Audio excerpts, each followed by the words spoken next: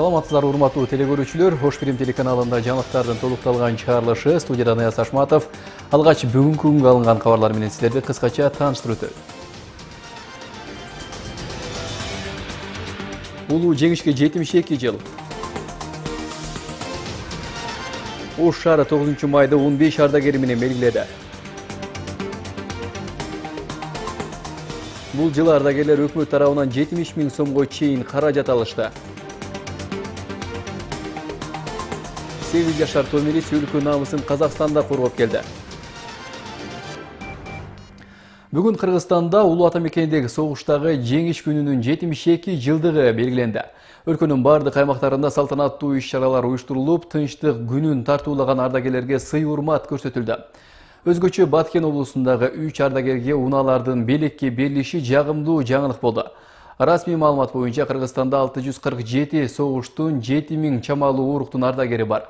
Улуу ата мекендеги согушка жалпысынан 365 000 кыргызстандык катышып, алардын 114 000ден ашыгы кайтпай калган. 1939 жылдан 1945 жылга чейин уланган экинчи дүйнөлүк согушта 50 миллиондон ашык адам каза тапкан. Анын 27 миллиону мурдагы СССРдин жарандары болгон. Майрамдын урматына Борбор кала Бишкекте да атайын программа даярдалып, өлбөс полктун жөө жүрүшү өткөрүлдү. Ардагерлердин коштоосунда жашоочулар согуш катышуучуларынын сүрөттөрүн көтөрүп алып, түштүк магистралдан жеңиш аянтына чейин басып өтүштү. Мындан тышкары эски аянтта түбөлүк отко гүл чамбар коюлуп, 2000 адамга эсептелген жоокерлер боткосу таратылды. Иш-чарага өлкө башчысы Алмазбек Атамбаев баштаган бир катар бийлик өкүлдөрү катышып, улуу ата мекендеги согуш учурундагы курман болгон жоокерлердин жана тынч жарандардын элесин эскерип, Бишкек шаарынын жеңиш аянтында өчпөс отко гүл чамбар коюшту. Куттуктоо сөзүндө президент жеңиш күнүнүн мааниси терең экендигине токтолуп, ардагерлерди колдоо үчүн болгон күч аракетин жумшаганын билдирди. Ошондой эле ал мындан ары да согуштун катышуучуларына болгон сый көрсөтүлө берерин билдирди. Ош шаары жеңиш күнүн 15 ардагери менен белгиледи. Улуу ата мекендеги согушка Ош облусунун аймагынан жалпы 85 000ден ашуун жоокер катышкан. Быйыл улуу жеңиштин 72 жылдыгы белгиленип, ага өкмөттүн биринчи орун басары да катышты. Майрамдык иш-чаранын негизги бөлүгү борбордук аянтта уюштурулуп, ал театралдаштырылган көрүнүш менен коштолду. Мындан сырткары ардагерлер согуш учурундагы убаз унаалары менен шаарды кыдырышты. Бүгүнкү майрамдык иш-чарадан кесиптешим кененирээк айтып берет. Жолдошбай Адаев менен согушка бирге барып келгендер азыр жок. 92 жаштагы ата быйылкы жеңиш майрамын курдаштарысыз тосуп жатат. Айтымында 2010 жылдан бери 9 май күнү согушта бирге жүргөн достору менен бүгүн күдөй унаада шаар кыдырчу. Мен катарлуу эч ким калбады, бир эле мен калдым. Майрамдык иш-чаранын алгачкы бөлүгүндө согушта курман болгондорду эскерүү пландалган. Өкмөттүн орун басары жана жергиликтүү бийликтин катышуусунда ардагерлер өчпөс отко гүл чамбарларды коюшту. Хлебом и песней, мечтой и стихами, жизнью простой.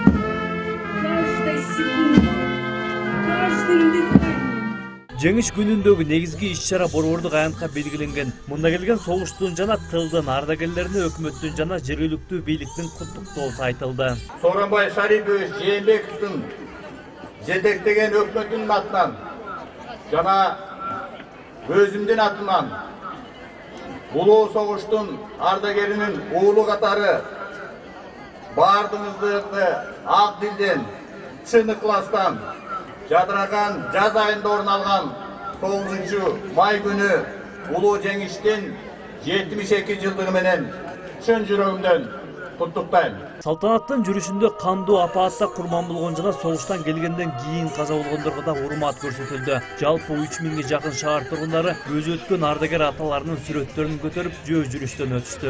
Атам Телешбай Жонобек 42-жылы согушка чакырылган.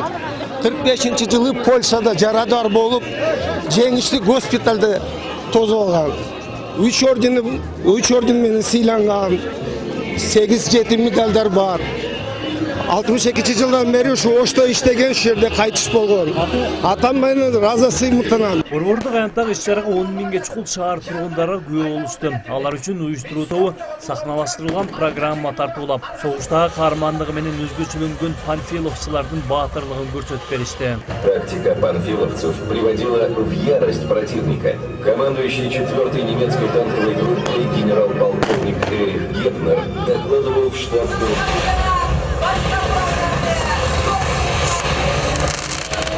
Борбордук аянттын жасалгасы үчүн күн мурунтан сынак жарыяланып, ага 2 компания атсалышкан. Бул үчүн шаар бийлиги тарабынан 400 миң сом каражат бөлүнгөн. Унутулуп бара жаткан улуу атамекендик согуштун жеңүүчүлөрүнүн кылган иштери, улуу жеңиш эмне үчүн болгон, азыркы жаңы өсүп келе жаткан муун көпчүлүгү маалыматы жок. Ошондуктан биз түп тамырынан бери ошол программаны түзгөндө атайын топ түзүп, комиссия түзүлүп, чыгармачылык топ менен иштеп чыктык. Бул жылы бизде идеологиялык максат панфиловчуларды алып чыгуу болду. Майрамдык иш-чаранын экинчи бөлүгүндө конокторго сый тамак уюштурулган. Анда ардагерлерге согуш учурунан элес калтырган каша даярдалган. Анда шаар жетекчилери жана шаардык кеңеш депутаттары ардагерлерге кызмат көрсөтүштү. Марат Акимбек уулу, Тайыр Аматжан уулу, Ош Берим жаңылыктары. Майрамдык салтанат түштөн кийин Ош шаардык ипподромдо уланды. Анда 200-гө жакын эл ат оюндарына күбө болушту. Жарышта байгелүү орунду багындыргандарга акчалай сыйлык берилди. Майрамдык салтанатка кабарчыбыз Арген Камалдинов катышып келген.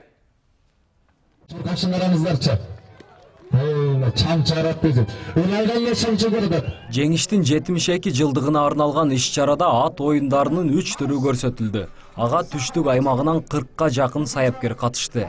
Кыска аралыкка болгон жарышта Ош шаарында тапталган көкжал биринчиликти эч кимге берген жок. Көкжал деген бозат менен мен постоянно ошо оюндарда катышып биринчилик болом. Кечегинде Ноорузда Тажикстанга барып экинчи болуп калдым. Мына Кудай буйруса 9 майдын атамекен согуштун азыр 72-жылдыгы болуп калды. 72-жылдыгына мына Кудайга шүгүр дагы биринчи болдум. Кунан жарыш 16 чакырымдан турду. 7 кунандын ичинен мындай алыс аралыкка жарышууга Золушка мыкты даяр болгону мелдеште аныкталды.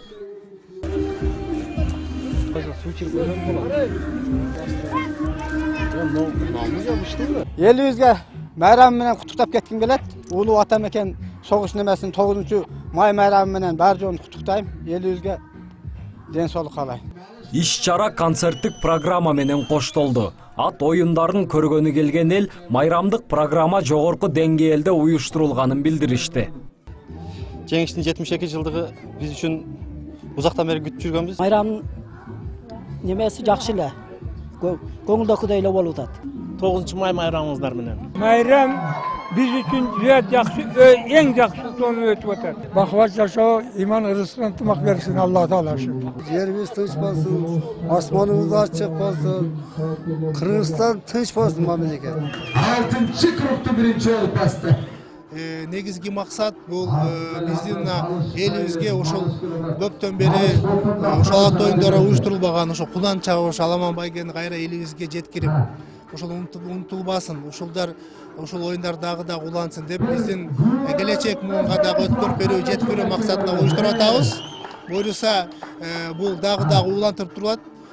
Мына алдыбызда өзүңөр билесиңер, биздин эгемендүүлүк күнүбүз бар, андан кийин шаарыбыздын күнү бар. Ошол майрамдарга дагы ошол сыяктуу бир топ оюндарды уюштурабыз. Улуу атамекендик согуштун жеңишине ардалган ат оюндарын өткөрүүгө жергиликтүү казынадан 150 миң сом акча каражат сарпталган. Арген Камалдинов, Самат Сайдамат уулу, Ош Берим жаңылыктары.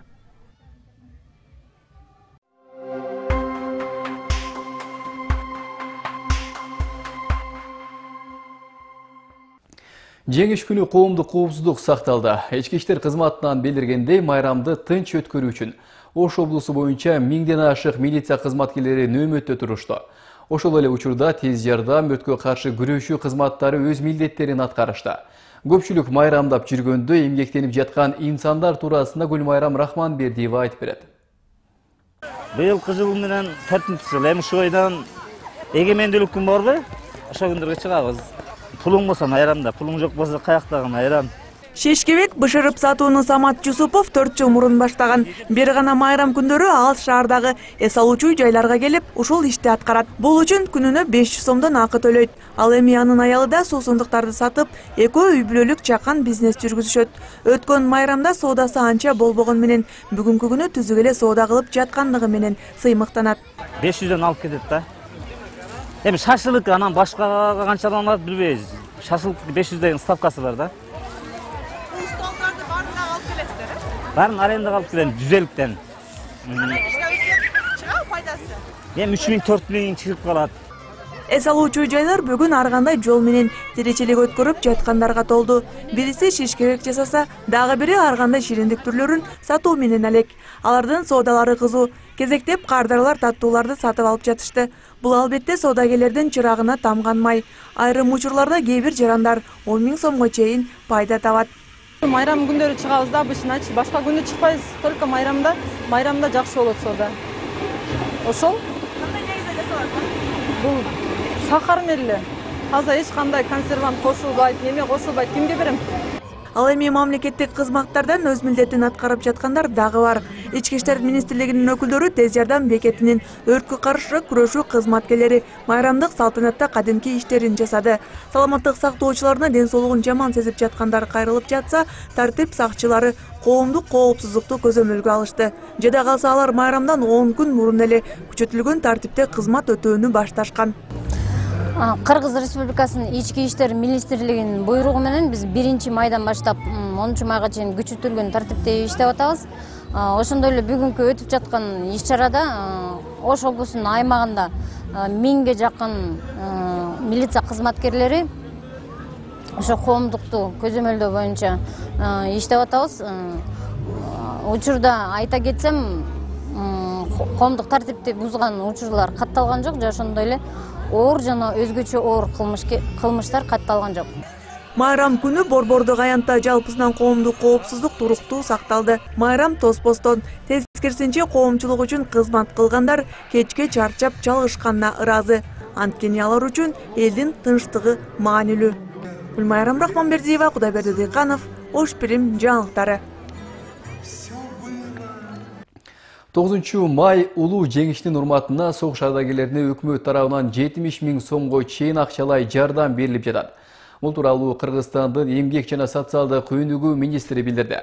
Ошондой эле министр өлкөдөгү улгайган атууларга социалдык колдоо боюнча мыйзамды өзгөртүү керек деп билдирди. Толугураак кийинки материалда сөз болот. Саламатсызбы ата? Саламатсызбы? Деңиз сак, жакшы күйлүгүштү турасызбы? Күйлүгүштүсүзбү? Кандайсыз ага? Жакшысызбы? Жумоюга кандайсыз? Жакшысызбы? Денди жүрөсүзбү? Ден соолук жакшыбы? Майрамдык маанай. Улуу атамекендик согуштун ардагери Жумабай Амиров Оштогу баласынын үйүндө жакындан бери жашап жатат. Белгилүү болгондой, Өзгөн районунун табигый кырсык каптаган Жалпакташ айылында жер көчкү 35 турак үйдү басып калды. Анын ичинде Жумабай атанын да туулуп өскөн үйү бар эле. Жеңиш майрамын утурлай ардагердин ал абалынан Кыргызстандын социалдык өнүктүрүү министри Таалайгүл Исахунова кабар алды. Эртеңки майрамыңыз менен деп мынакей көчө келдим эле, кана сизди угуп, кайрылып кетейин деп ошо министрликтен келдик. Рахмат. Жумабай аба быйыл 92 жашка чыкты. Аскерге 1942-жылы аттанып, баш аягы 5 жылга жакын согуш отун кечкен. Жеңиш күнүн Германияда тосуп, бирок кийинчерээк Японияга согушка да жиберилген. Башынан бир канча окуяларды өткөргөнүнө карабастан, азыр да ден соолугу чың. Германияда. Анан кийин айтады Японияга барат. 2 жерде болдум. 42-жылы кеткенмин. Анан кийин көп жерде болдум, неме эстен чыкты. Күйлүгүштү туруңуз. Ал эми бул үйдө Ош шаарынын тургуну, дагы бир улуу атамекендик согуштун ардагери Салахидин Токтобаев жашайт. Салахидин абада быйыл 92 жашка толду. Учурда кенже уулунун колунда. Социалдык өнүгүү министри Салахидин Токтобаев абадан да кабар алып, билек бечкеги менен келди. Бир кылымга жакын жашаган ата улгайган сайын кыймыл аракети кыйындап калгандыктан ага министрлик тарабынан коляска тапшырылды. Өкмөткө айта барам, чечкенге аракет кылабыз, кандай эмне жардам бере алабыз деп кеңешебиз өкмөттөн. Ветеран байналарга ошо коляска берүү деген мындай мыйзамда жок экен. Эми ошо мыйзамга карабастан ошо коляска бүгүн бул атага кемеле Токтобаев Салахидин атага коляска керек деген мукташтыкты уктук. Анан ошону бүгүн жеткирип бергенге аракет кылдык. Эми мен ойлоп атам, бул биз мыйзамды өзгөртүшүбүз керек. Ар бир картаң адам, коляскага муктаж болгон адам коляскага жеткирип беребиз буюрса. Ош шаардык социалдык коргоо башкармалыгынын маалыматы боюнча, шаарда учурда 15 согуштун ардагери жашап жатат. Ал эми эмгек жана социалдык өнүктүрүү министрлигинен билдиргендей, Кыргызстанда мындан 20 күн мурун 647 ардагер болсо, учурда ал цифра 640га азайып калды. Министрликтен кошумчалагандай, жыл сайын 9 май жеңиш күнгө карата ардагерлерге өкмөттөн, президенттик фонддон жана башка жактардан болуп 70 000 сомго чейин акчалай жардамдар берилип турат. Арген Нуров, Шахрух Иминжанов, Ош Пирим жаңылыктары. Азыр болсо кезек дүйнөдө болуп жаткан соңку кабарларда.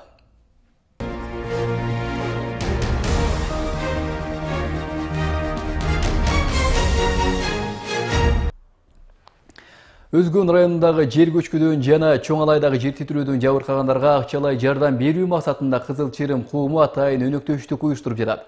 Уюмдун өкүлдөрү кабарлашкандай, табигый кырсыктан жабыркагандарга коопсуз жайдан тышкары акчалай жардам, азык-түлүк, кийим-кечек, гигиеналык каражаттар талап кылынууда.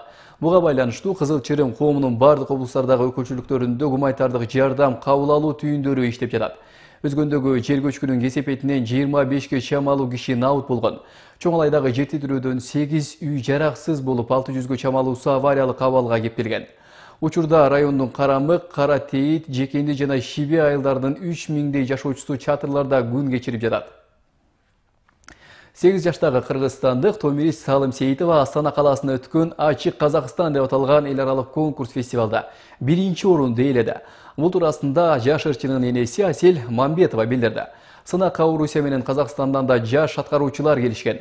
Томирис 67 таланттуу балдардын ичинен мыкты ырчы деп таанылды. Кыргызстандык кыз атактуу Робертина Лареттинин Жамайка чыгармасын аткарган.